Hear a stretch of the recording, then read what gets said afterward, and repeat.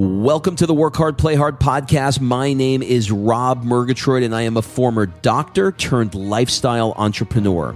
Each week, I interview some of the best minds on the planet on the science of achievement and the art of fulfillment. Today's episode is a mini-sode that we call Fri-Date with the Wife. In these mini-sodes, my wife Kim and I deconstruct the strategies that we've developed over the last decade to not only grow personally, but to turn our struggles into lessons and create fulfillment in all areas of our lives. Excuses are over. It's time to live. Let's dig into today's topic. Well, Kimberly Murgatroyd, how are you, my dear? Oh, sorry. Oh my God. Really? I was taking an e-shot. Holy shit. Did the 3, 2, 1 get ready, go have anything to do with your preparedness? Oh my God. I'm so sorry. Listen, mommy needed a little e-shot. I'm on day 2 of a cleanse. Give me a break. You know what we're going to talk about today? I do. Good, because you wrote it. We are going to talk about how to grow a vision together as a couple. Did I say apart? No, you said together. Together forever. We talked about that. Talked about what? You're singing. Okay. Here are the 3 things that they are going to learn today. Number 1, how to not make each other wrong for their goals. You know why? Because it can damage your relationship permanently. Instead, find out the why behind each other's goals so that you can understand each other more. Number 2, we're going to celebrate each other's strengths and use them to reach your goals. And number 3, how to get on the same page with your vision. You know, I remember when we really began to dream bigger, we had to hash out a lot of things. Kids or no kids, where to live, what work would look like, our spending habits, our saving habits. We had different goals, different dreams, different habits.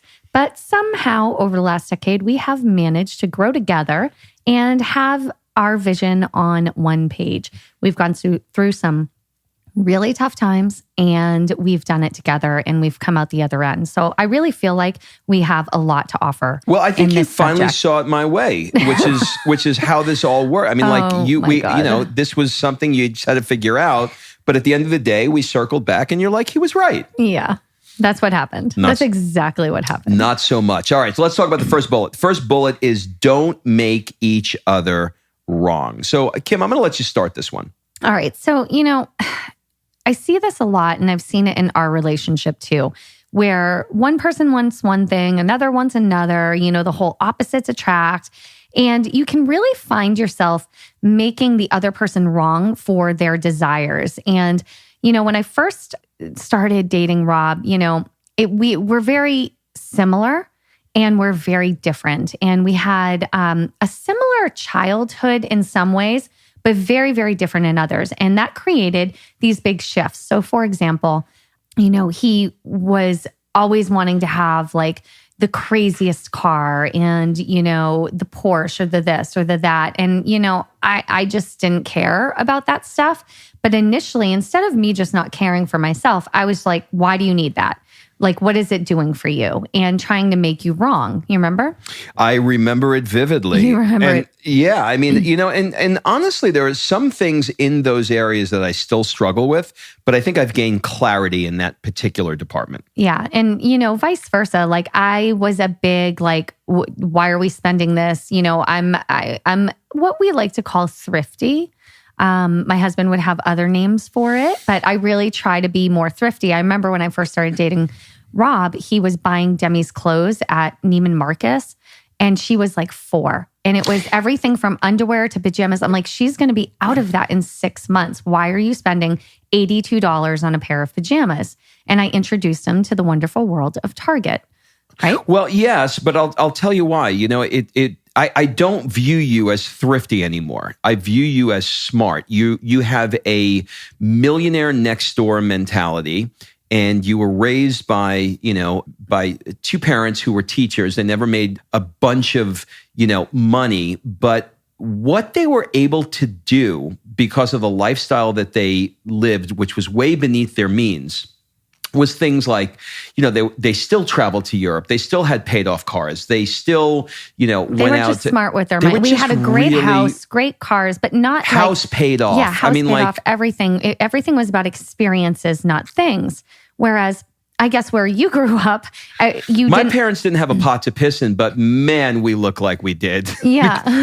let me tell you what. And so honestly, I came into the relationship with a lot of unconscious programming. I know this is not directly related to this point, but I think it's worth it. It's very related to this point, because if you have someone like me that's thrifty and someone like you that's a spender, and you put us together, that's oil and water in the money department. So, until you understand why I'm nagging you about the $3.99 you spent on a rental for a movie that we never watched, until you understand where that came from in my life, in my blueprint, and until I understand where your blueprint comes from, all we're going to do is make each other wrong. Yeah, I mean, so what happens is, you're right. That's exactly what happens. So in the back of my head, I've got this programming that's going like, go out, live your life. You don't know how long. The voice going, spend. And then I got the other one going, why'd you spend $2.99 on a movie that you didn't watch? And I'm like, get off my,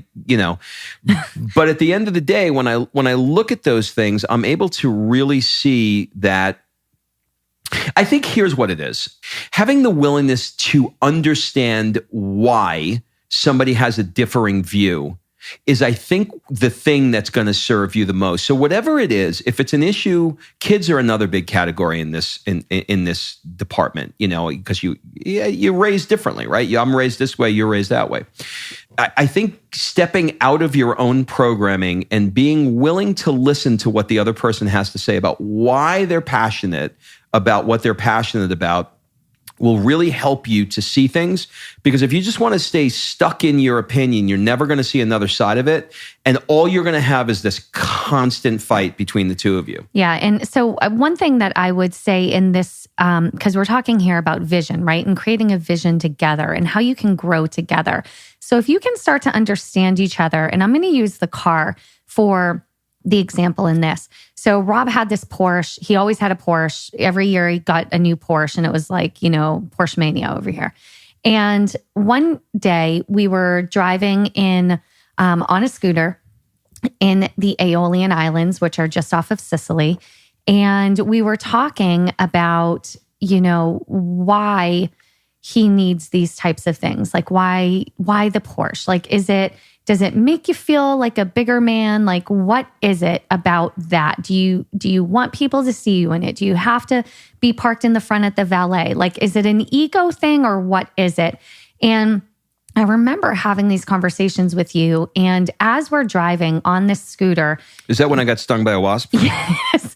And by the way, we have video of that. So we need to pull that out of the archives. But as we're driving on the scooter, after you got stung by the wasp in the chest, it was like a dagger to the chest.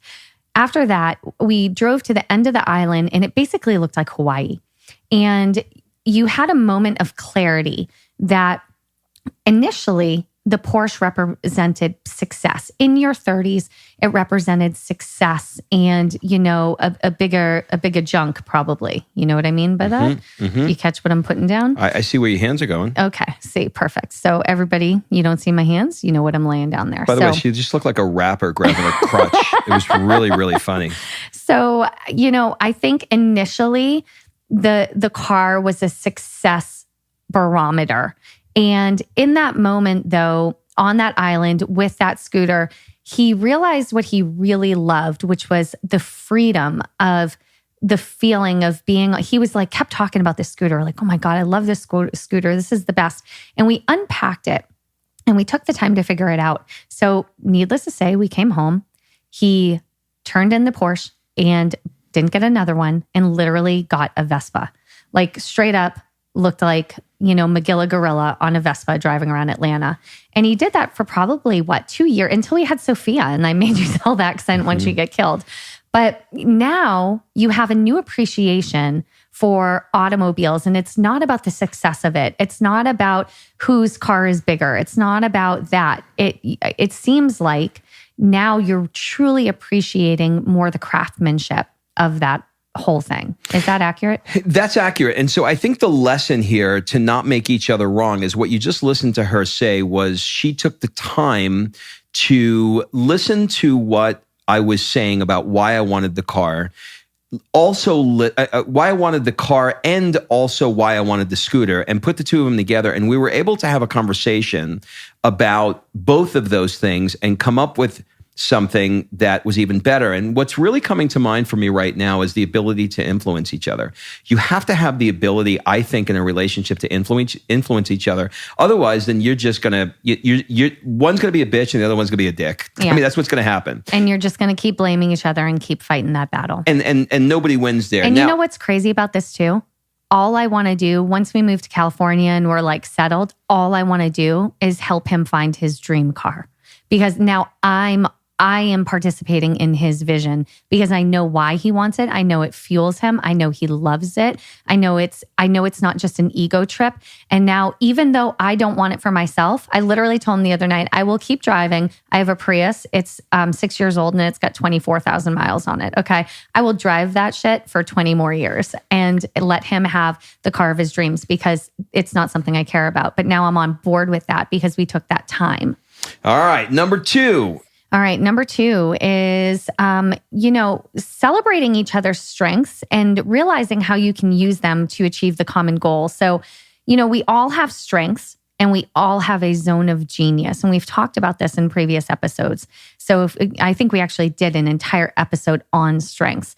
So in our relationship, we have worked together in, 4 different businesses, from brick and mortar business to online business to network marketing business. Like, we've done it all and we've done it all together. And so sometimes when you have 2 people trying to do the same task and one's probably a little bit better than the other, you can butt heads. You can also make the other person wrong for not seeing it the way you do. For example, I'm very math brain. I am very strategic. I am that person. Rob is much more linear thinker, much more, big idea guy. And I'm like in the weeds, strategy. And so instead of going, Rob, I don't understand how you can see this, which I know I've said to him in the past, so I'm not perfect. I really try to allow him the time to see and to ask questions and figure it out instead of trying to make him wrong for not having my strengths or vice versa. Yeah. And I think to even take that one step further, I think what's really important to understand here is clearly defining once you understand what your zone of genius is and what your strengths are, and you decide that, okay, look, this is what Kim does and this is what Rob does, then stay out of it. Let her do her thing and let me do my thing. Where we have gone wrong is when we decide that a certain task needs to be done and we don't assign who is doing that task, and we both do the task. And as you know, there can be very, very significant creative differences in the way that the task can be done.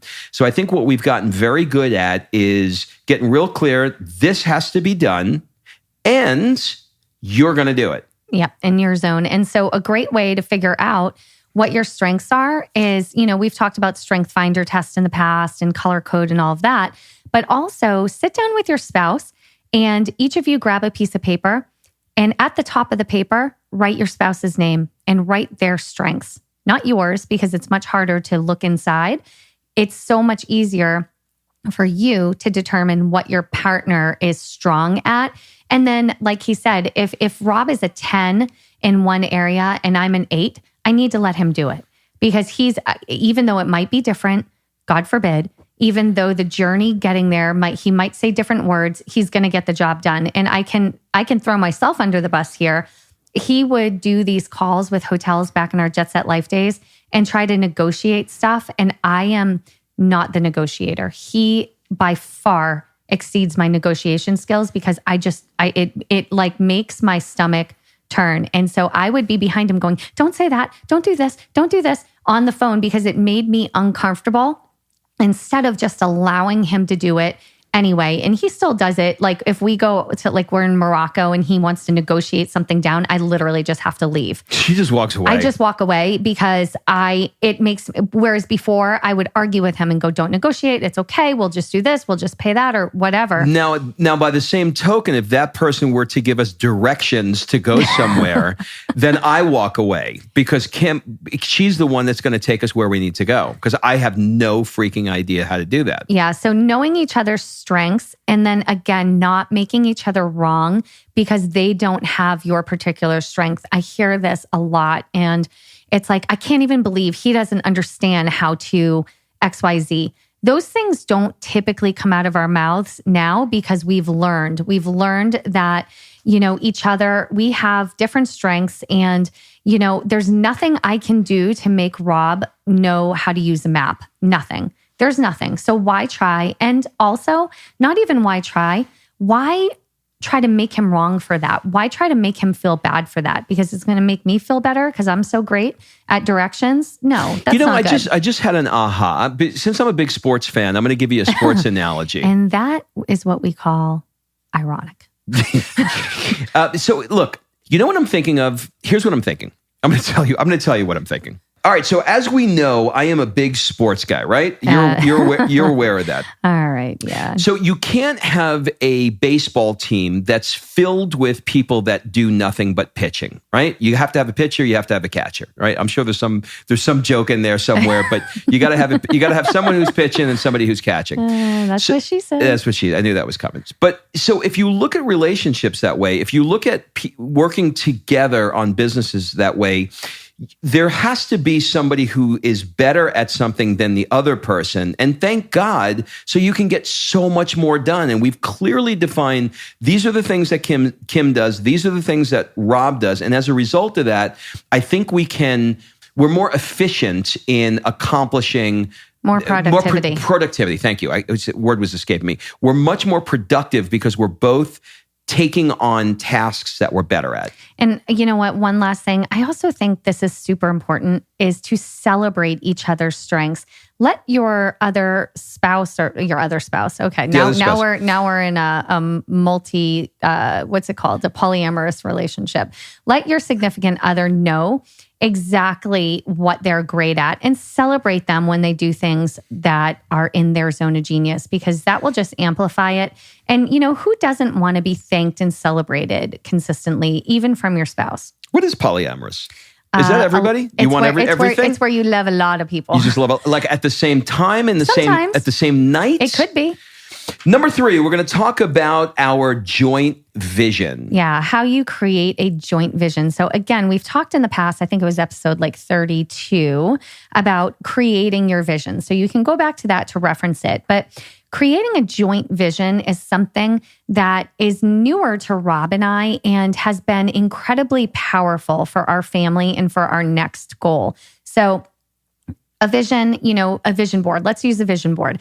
Rob and I would each create a vision board. And so he'd have his on his side of the room and I'd have mine on my side of the room. And that's great. But, symbolically or whatever, energetically, it creates a divide. It creates, I'm going to work on these goals, you work on those goals, and we'll get back. And that doesn't play at the level relationship that we want it to. So we have our goal in 8 months is to pack all our stuff up and move to Southern California. And right now, that's a scary goal. There's also a time limit on it. So again, goals within the 6 to 12 month, your vision within 6 to 12 months, that's what you want to really focus on. And what we did this time is we got on the same page. We figured out what are the things that Rob wants in this big vision that we have coming? What are the things that I want? What are the things we want for Sophia? What are the things we want for our family? And we wrote them down. We talked about them. We hashed them out. And we handled any conflicts. For example, I'm not willing to go and live in an apartment because I want a yard for Sophia. She's getting older. That's a non-negotiable for me. So we hashed these things out. Rob wants to be in a certain area, doesn't want to be too far from LA, yada, yada. So we used our whole, is it a 10 for you? Is it a 10 for you? And hashed those out. Then we each went and found pictures that were meaningful to us, that placed us into our vision. So example, I found the yoga studio that I want to join when we move to California. I found the school I want Sophia in. I found the yard that I want for her. Rob found the restaurant in the views that he's looking for a sunset date night. We together went and found what lights our soul up and what creates the vision to us, and then put it together in one vision board instead of having two. What's really interesting about this is we did a couple of things differently. We went from, like you just said, we went from 2 vision boards to 1. We combined things, like you just said, where we're doing, where we're things that are interesting to us. And then we added one twist to it. And that is we hung it in our kitchen. And hanging the vision board in our kitchen did 2 things. One is it allowed us to see it much more frequently, because you're cooking and everybody always spends more time in the kitchen than any other room in the house. And number 2, Sophia sees it. And so last night we were looking at the vision board with Sophia, and I was pointing out each thing, and she's like, "What's that?" I said, "Which one do you want to do?" And there was a picture that you put up of a mom and a daughter doing yoga in a yoga studio in Manhattan Beach where we want to live. And so when she saw that, she was like, "What is that?" And I was like, "Yoga." So I explained it to her. And she goes, "What's that?" And I said, "Well, that's a picture of a surfer, and that's what Daddy wants to do." "Well, what's that?" "That's where Daddy is going to work. That's the actual coffee shop he's going to work in." So now we've got this not only vision board where the 2 of us are focused on it, now we got the whole family focused on it. And so now, in Sophia's mind, she knows that we're all moving to California and we're all clear about it. I just had this light bulb go off in my head. And in the past, I would make vision boards and I would put them in my closet. I would put them in the bathroom. I would put one in the bedroom, things like that. But typically for me, I have a big closet. I was like, I'll just put it in here because I don't want everyone to see it. And energetically, talk about not visualizing and not putting out into the universe what you want. Energetically, being able to shut my closet door, I'm shutting my door to my vision. And now every single minute of my day, effectively, because I work out there, I live out there, I cook out there, I play out there, it is always there. And even bigger than that, when our friends come over, they're like, "Oh, what's that?" And you get to share your vision with your friends. And it's a little bit uncomfortable. Like when Rob was like, "What if we put it here?" I was like, "Oh," but the maintenance people are going to see it. Our friends are going to see it. And then I was like, you know what? Who cares? Who cares? But more than that, it inspires them to want to do the same thing. Yes. They're like, "Hey, I went to Rob and Kim's house. Their vision was in their kitchen." Yeah. But how great is that, it just energetically, the shift in that vision is there. And, I don't know, there was just something light bulb moment for me at that. So put your vision board, put yourself in it, make it super personal. Don't put somebody else's body on your vision board. Do you know what I mean? Like make it more personal to you. And then the last part of this is look at your vision board and see how much it's going to cost, whatever it is. Whether we have different things about clothing on there, and it's not just all about where we're going to live. It's yoga, it's this, it's that. Price everything out, come up with the cost of what your ideal life, what your vision, what is that going to look like?